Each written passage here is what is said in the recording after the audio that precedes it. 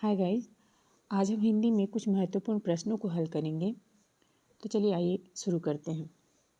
इसमें सबसे पहले पूछ रहा है कि रीति निम्नलिखित में कौन सा कथन असत्य है। निम्नलिखित में कौन सा कथन असत्य है। तो इसमें रीतिबद्ध धारा के कवियों ने लक्षण ग्रंथों की रचना की, ये तो सही है। रीतिबद्ध धारा के कवियों ने लक्षण ग्रंथों की रचना की, ये सही है।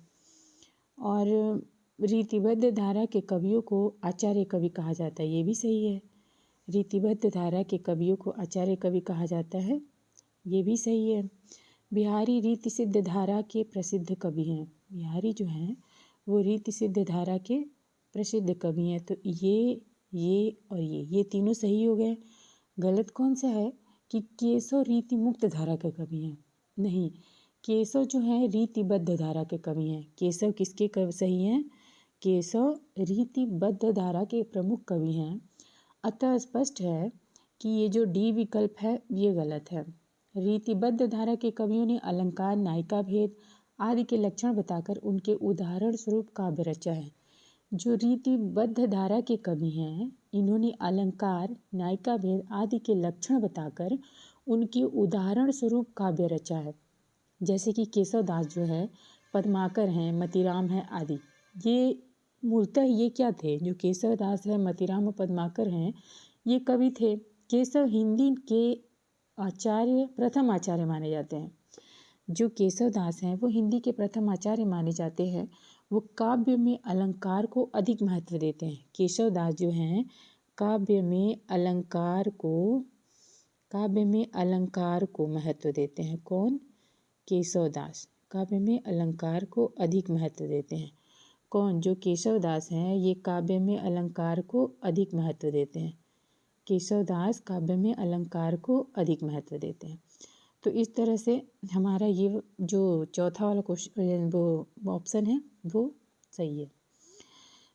केशव दास को किस वर्ग में रखना समीचीन होगा? अभी जैसे हमने पढ़ा कि केशव दास क्या है? केशव दास रीतिबद्ध धारा के कवि हैं। अभी हमने पढ़ा था कि केशव दास रीतिबद्ध धारा के कवि हैं। किसके कवि हैं? केशव दास रीतिबद्ध धारा के कवि हैं। तो हमारा ये सही है। फर्स्ट, रीति मुक्त कवि है नहीं, रीति सिद्ध कवि भी केशव दास नहीं है। स्वच्छंदता केशव दास क्या है? रीतिबद्ध कवि हैं। आचार्य भिखारी दास कृत प्रमुख काव्य शास्त्रीय ग्रंथ है। आचार्य भिखारी दास कृत प्रमुख काव्य शास्त्रीय ग्रंथ कौन सा है? भिखारी दास का प्रमुख काव्य शास्त्रीय ग्रंथ है वो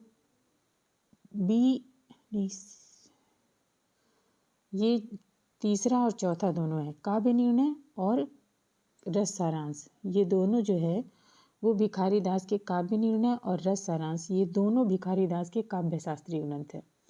कौन? भिखारी दास के काव्य शास्त्रीय ग्रंथ में काव्य निर्णय और रस सारांश, ये दोनों भिखारी दास के काव्य शास्त्रीय ग्रंथ है। और पूछ रहा है कि शतरंज शतिका कृति के रचनाकार कौन है? तो शतरंज शतिका कृति के रचनाकार भी भिखारी दास ही हैं। शतरंज शतिका कृति के रचनाकार भी कौन है? भिखारी दास हैं। निम्नलिखित में से कौन सी रचना भिखारी दास की नहीं है?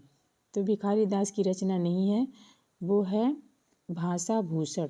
भाषा भूषण जो है वो भिखारी दास की रचना नहीं है।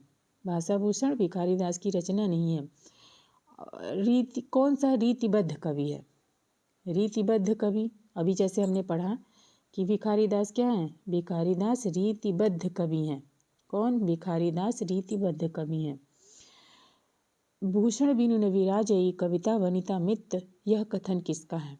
भूषण बिनु न विराजई कविता वनिता मित्र, यह कथन जो है वो केशव दास का है। किसका है? केशव दास का है। भूषण बिनु न विराजई कविता वनिता मित्र, यह कथन केशव दास का है।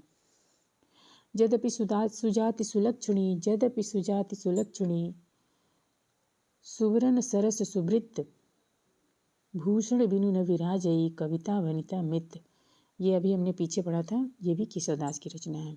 किसकी है? केशव दास की रचना है।